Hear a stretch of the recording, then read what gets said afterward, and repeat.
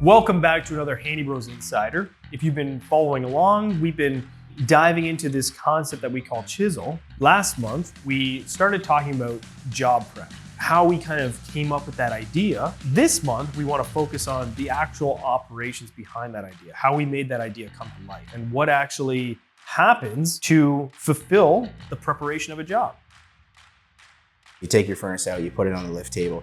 You'll already have a sticky note provided to you that has a customer's name on it, what model number of furnace you're batch prepping or making, anything that extra that goes on it, like a condensate pump, a surge protector, anything like that. You have a sticky note that shows all that stuff. So your first thing you're gonna do is you're gonna get your sticky note from Omar. You put your furnace on the table, unbox it, check for damage. If there's any damage, obviously we can't use that piece of equipment. We send it back to manufacturer. After you've checked it, inspected it, you grab your coil and you put your little grommet seals on it just to make sure that there's no air leakage. You're gonna put your coil on your furnace, screw it in, make sure that everything's tight, nice and level. Typically after that, we have a little jig that has every screw hole that you need basically for any strapping that goes on the furnace to hold gas or wire or drain. And they grab a marker and they mark every single one. And it just makes it a lot easier because they know every time that piece of pipe that they put on is gonna be level. There's no thinking involved and it's perfect every time. So they mark every mark and then they start working out on their wire, their gas, their drain, their vent. And they take it off the lift, pressure test it, and then they paint it black, which makes the pipe look cleaner, takes the wrench marks off of it. And then it's also for rust. It can be moist in a lot of basements. It takes away like any rusting that'll come. After that's done, Omar or Joe will then come out and inspect the furnace. And once they say it's okay, it'll go on a pod. You're gonna unbox your tankless, you check for damage. If there's any damage, it doesn't go. And then you put your flush kit on it for the water lines. We have a little stand and they slide a board onto the stand so they can work standing up or down on their knees on a pad or something. It's just easier for working. So it's right in front of them. And then they start by working with the plumbing. We have every single piece of pipe cut for the tankless. Every length they need, it's cut on a cart and then it has a letter or a number on it and there's a little picture. All they have to do is follow the number system. So if this is number 1 on the picture, number 1 on the cart, you grab that and you put it here, crimp. Again, no thinking involved. It's easier for them. They get a nice sense of how the tools work, like the PEX crimpers or pipe wrenches or anything like that. They get a nice sense of how they work and then they don't have to think too much about making everything straight. So then they'll start plumbing, gas, wiring, all that's already batch prepped for them in advance and they just put it on a board. And then once they're done, same rule applies. They will pressure test their water and make sure that there's no leaks in their water lines. They'll leave that on for about 10 minutes to make sure there's no drop. And then the gas at the same time, we have 2 different gauges. They'll do the gas at the same time, same thing, 10 minutes, make sure there's no leak.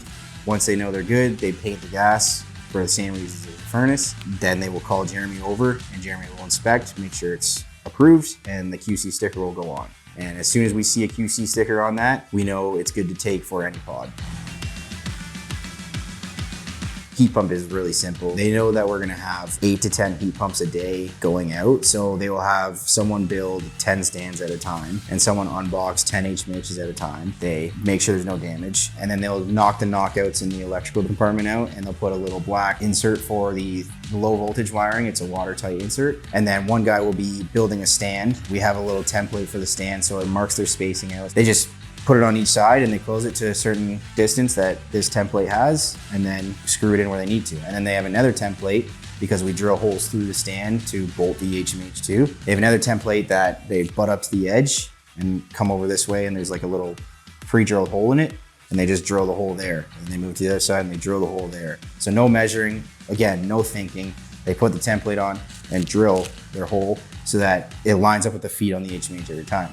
They pull 10 slabs out and they put them at each pod that needs an HMH and they grab their stand and they tap on it to the pad, get the HMH up on it and move it onto the pod, and that's all there really is to the HMH. They do still inspect the stands built properly, that it's bolted, that it's tapped onto the pad properly, that everything's done inside that needs to be done. They'll put a QC sticker on that as well. Same idea, just to make sure that someone's looked over that piece of equipment and it's not going out with no eyes on it. We prep a disconnect separately with a whip in it. It's just a disconnect switch, and almost every HMH we sell comes with surge protection, so they'll put a surge protector on the disconnect for the install team, and it'll just have the whip attached to it with a unistrut and a AAA clamp that goes outside. We call it AAA clamp. It's just like a nice cush clamp that holds the seal tight nice and tight. All the install team has to do is hang it, tack on this to the wall when they're installing, and then they plug their whip in to the HMH. Anything we can do in here to progress out there, we're doing. We're trying to make it as efficient as possible on both sides. What's next? We're gonna hang some screens on the wall. We're gonna get an iPad for some of the stations. We're gonna develop a full tracking and efficiency system. When they're making a furnace, they clock into the furnace, it starts tracking them. Work, clock out, it's tracked, right? We're working on that right now. We're like 2 to 3 months, we think we can develop something. Leaderboard system, quota system, efficiency system. Omar right now writes everything by hand, his pick list for the guys out on the floor. So now we're going to develop it where he's looking at the job, he's got the visual one open, he's literally clicking the boxes of like, oh yeah, I'll need this, I'll need this, I'll need this. Save, send it out to the floor. The next thing, the guys on the floor on loading, it's going to be like all the lanes are drawn out, everything that's like in use right now.